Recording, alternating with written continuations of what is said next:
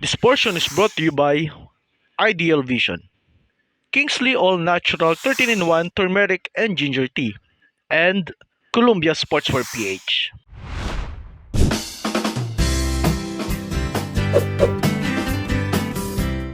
Mga ka-fishing barkadas, muli ay samahan niyo kami sa second season ng first and only sports fishing show in the Philippines, ang Fish in Town. This season, isa na namang malaking pagtitipon para sa mga angler at fishing enthusiast ang hatid namin sa inyo. Madaling araw pa lang ay nagdagsan ang mga angler para magparehistro sa gaganaping sports fishing tournament ng Fish in Town sa Lakeshore, Pampanga. Naging daan ito ng muling pagkikita at pagtitipon ng mga fishing enthusiasts mula sa iba't ibang lugar. Mahigit 100 participants ang lumahok sa nasabing tournament na karamihan sa kanila ay from different fishing clubs.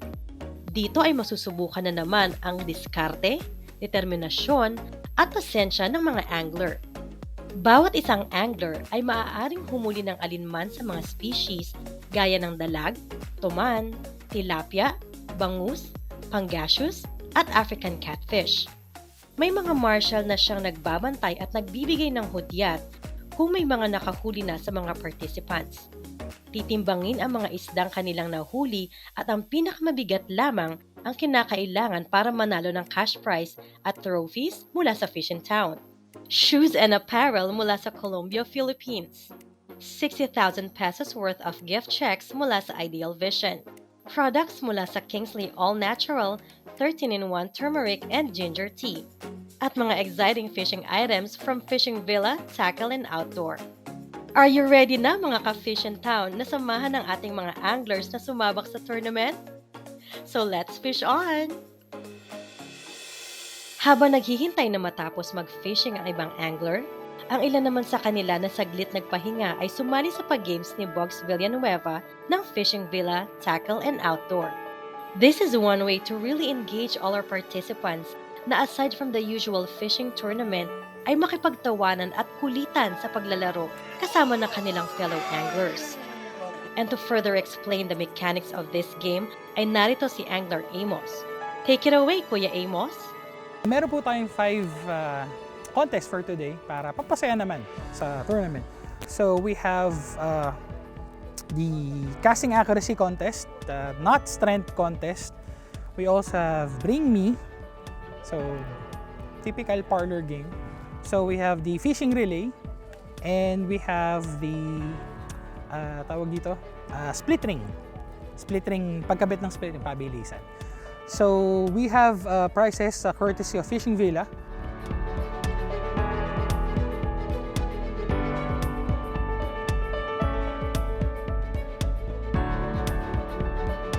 Matapos ang ilang oras, may nanalo na! Si Arnel Guevara ang unang pinalad na makahuli ng isda at nag-champion sa dalag category. Dalag, snake head, dalag. Ito may itim natin, hindi ito yung ating imported na toman. Wala pa namang nai-record namin. Parang itong kauna na ang huli. Siyempre, hindi nagpahuli ang mga competitive anglers sa kanilang entry. Nag-champion si Isaac Daniel Canlas sa Tuman category. At ang 15 taong gulang na si Kimi Capiral na siyang pinakabata sa kompetisyon ang naging first runner-up. Si Ranilio Castro naman ang nanguna sa other species category. Aside from grand prizes, ay may paraffle rin. More than 100,000 worth of fishing items and gift certificates ang naghihintay sa ating lucky anglers. Congratulations, winners!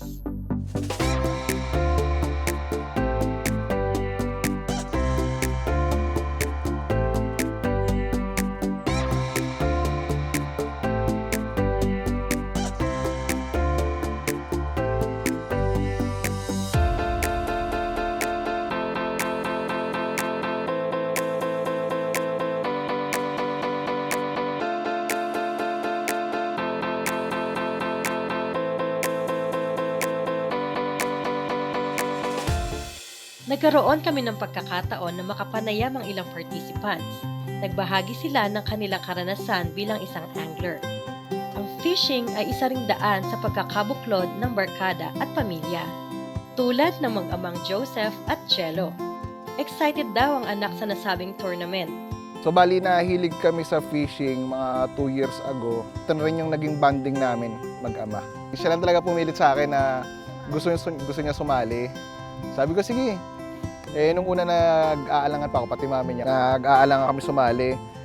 Pero yung nga lang, sa kulit niya, hindi kami tinantanan. Sige, nasama. Makikita ang halaga ng mga ganitong activities pati sa mga kabataan. Ilan lamang si Jello at Kimi sa ating mga batang nahihilig sa fishing. Mga 2 years ko ginagawa kong angling sa Obando, Bulacan, Pampanga, kahit saan. This tournament specifically, ito yung first tournament na nakahuli ang Toman. At sa ibang tournaments, third place ako sa Sebastian Pond.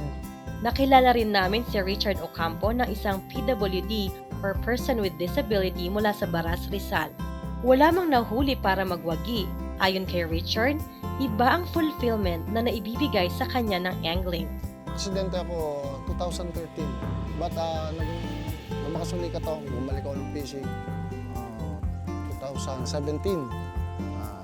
At ako naman natutuwa at nagkaroon ng BGB, parang Eco Park diyan sa Baras, na maginawa sa isang tulad kong PWD. Ito ang tamang sports para sa tulad ko, na konting alalay lang at magandang ensayo sa katawan. Ako, unang-una, nagpapasalamat ako sa Diyos. At ako'y binigyan ng pangalawang buhay. At ang tanging magagawa ko, gumawa na lang ng mabuti sa kapwa. At maglibang. Huwag iluklok ang sarili sa kalungkutan. Nagbahagi rin ng kanilang kwento sina Ryan at Chris. Bali, nanonood lang ako ng mga vlogger na namimingwit. Tapos, one time, nag-birthday yung asawa ko. Pumunta kami sa fish pond. Sabi ko, pili nga akong fishing rod. Doon nagsimula yung pagiging angler ko. Pag nakakahuli ka talaga, lalo na sa tournament, kahit hindi ka manalo, basta makahuli ka, panalo na yun. Si Amy Buban na 56 na taong gulang na mas kilalang si Angler Mommy ay hindi nagpaawat sa pagsali sa kompetisyon. Kasama niya ang kanyang grupo na Fish Be With You mula Caloocan. Lahat ng anak ko nag-ano din siya ng fishing. Darating na pagdating yung apo ko naman ang tuturuan. Dito sa pagpipishing, sa isang linggo, isang beses lang pag linggo lang, kasi nakakawalang stress, masaya, magkakaroon ka ng mga kaibigan, magtatawanan, maghapon. Para na rin kasama picnic, banding sa pamilya, banding sa mga kaibigan. Kami ang grupo Fish With You Anglers! Please follow our Facebook group at laging panoorin ang Fish in Town. Fish on! Walang pinipiling edad ang ganitong sport. Ang mahalaga, bit-bit nila ang kasiyahan na naibibigay ng fishing sa kanilang sarili. This portion was brought to you by Ideal Vision, Kingsley All Natural 13-in-1 Turmeric and Ginger Tea, and Columbia Sports for PH.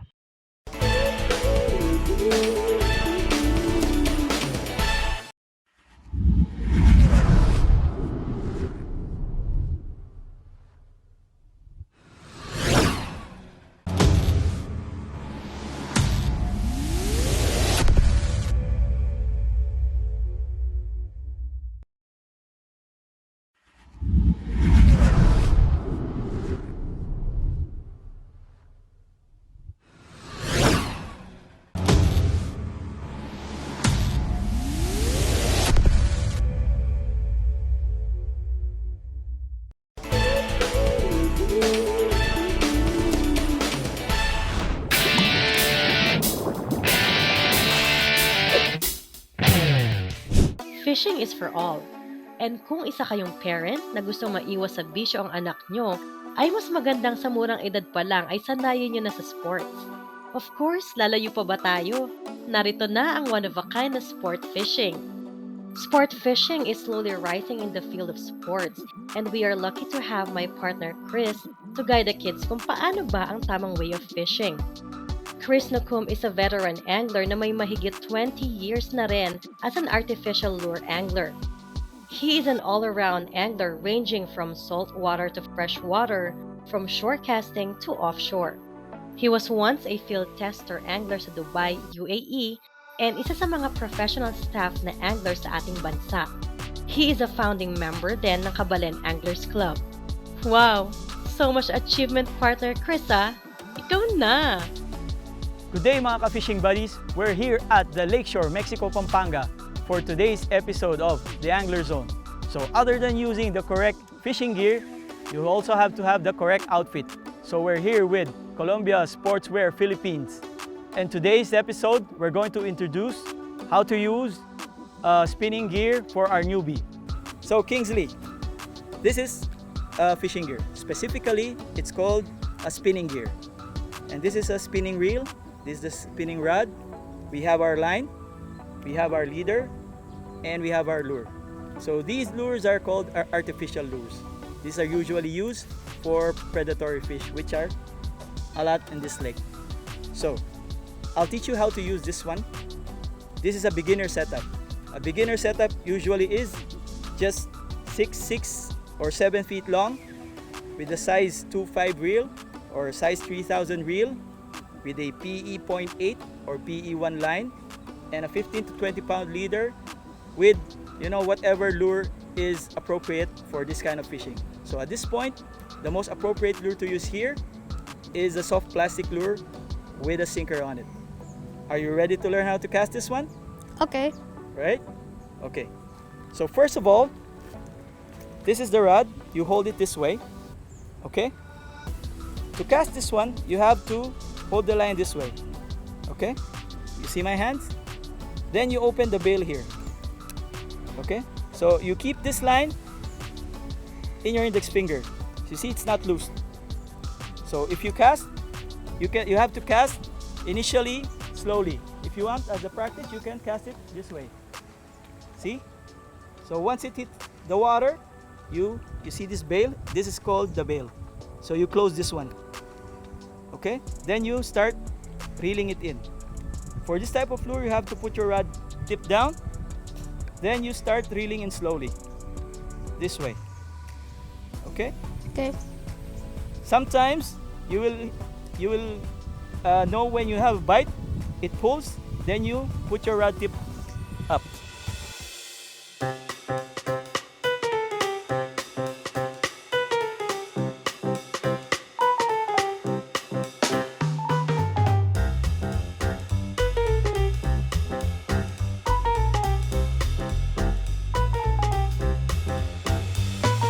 So that's it, guys.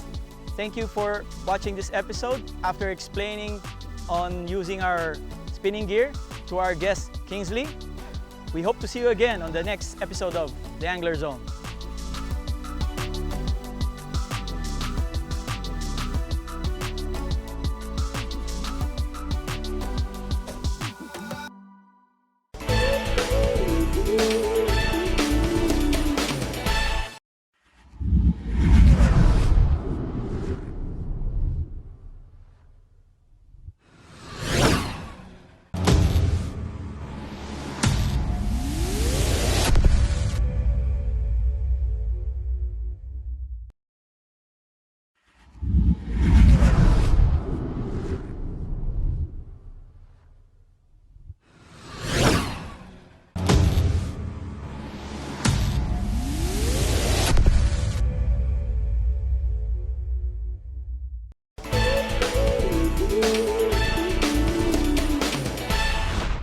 This portion is brought to you by Fishing Villa Tackle and Outdoor.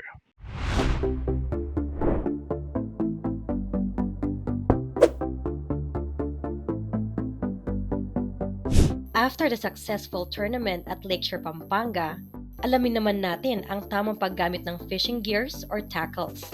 Do they have the same special skills or techniques? O baka naman it has something to do with their bait or lures? Look no further dahil we will dive into the fishing lure and explore the different uses of lures with the help of the expert Sir Boggs Villanueva, the owner of Fishing Villa Tackle Shop and Outdoor. So for Toman fishing, I'm using bait casting setup. So gamit ko is Major Craft Days. And then for reel, I'm using Shimano Aldebaran. Yan. Yan. So meron tayong rod tsaka reel. Nakarig na rin siya. Meron na siyang fishing line tsaka leader. And then ito yung aking must have, yung aking tackle box. Papakita ko sa inyo yung different lure options na ginagamit natin for tournament fishing. So normally, nagdadala tayo ng different options kasi iba-iba rin yung na-encounter natin na water condition. So meron tayong tinatawag na jerkbait. So si jerkbait, nagda-dive siya ng konti, around 1 foot hanggang 1 meter. But normally, especially sa early part of the day, yung gamit natin is yung una, yung topwater lures, medyo exciting siya. Kasi when the fish strikes, nakikita mo, talagang pumuputok. So, dagdag adrenaline rush siya. So, meron kang mga bladed. So, yan, pag niretrieve mo siya, iikot siya. So, mag-a-add siya ng commotion dun sa water, which will entice yung fish. No? Tapos, meron ding mga ito, pwede naman siyang walk the dog action. So, nagsa-side to side movement siya, nagsusway siya. So, para siyang salamander sa ibabaw ng tubig. Meron ding mga hybrid na lures. Ito yung hollow body, so plastic. So, makikita nyo, nakatago yung hook niya, di ba? Ito parehas top water yan, pero to maganda siya for open water.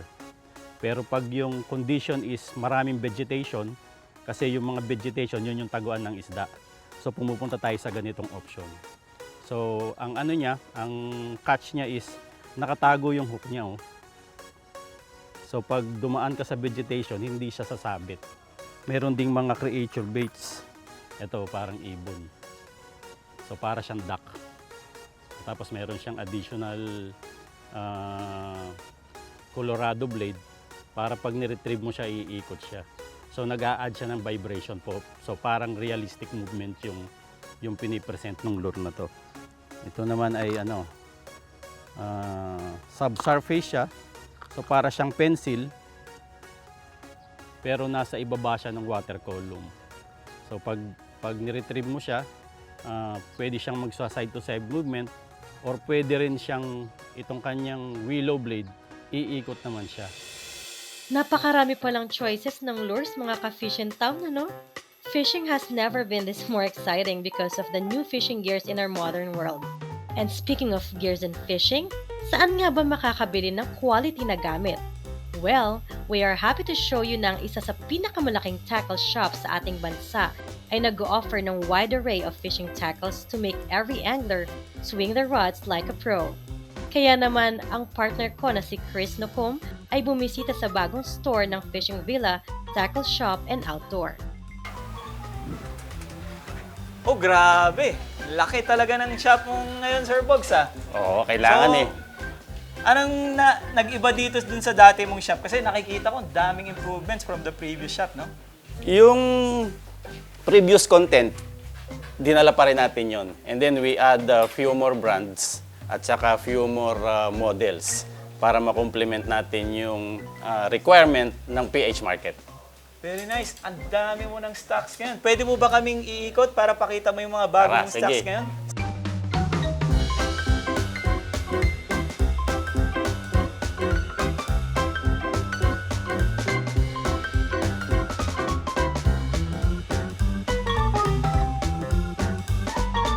Bilang balik ng Fishing Villa sa mga customer nila, nagsagawa sila ng Bone Fishing World Online Tournament kung saan dalawang maswerteng contestant ang nanalo sa category ng saltwater and fishwater. At sobrang happy sila dahil sila ang mamimili ng kanilang Bone Fishing Gear Prize. Nanggaling din sa humble beginning ang Fishing Villa Tackle Shop. Year 2020 nung simula nilang itayo ito, pero nagkaroon ng ups and downs dahil sa COVID-19.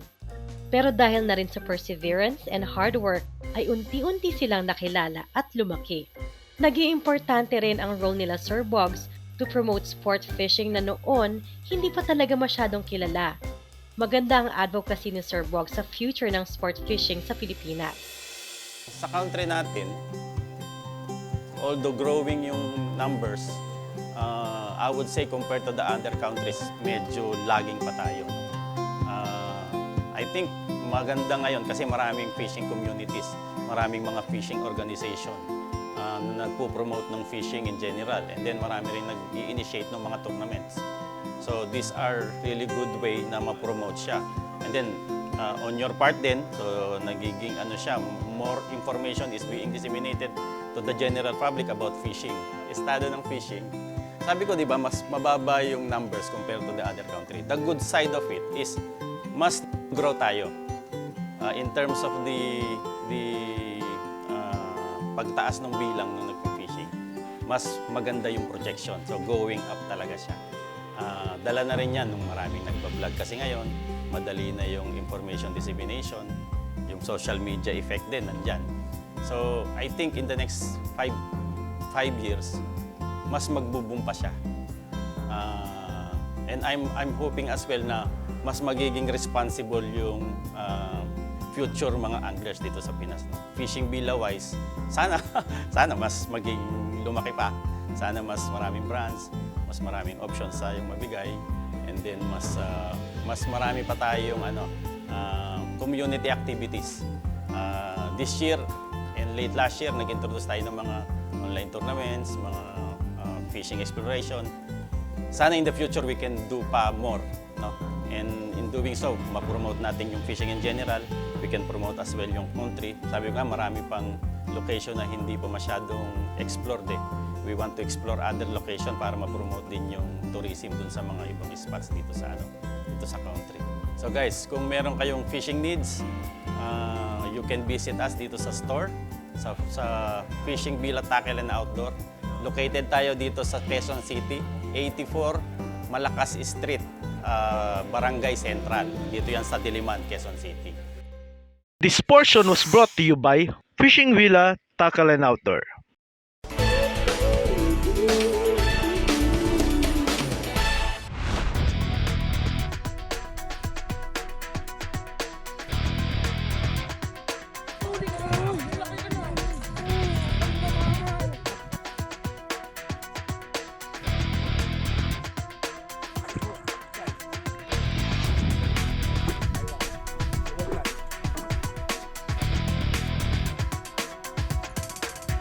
Yun o! Yun o!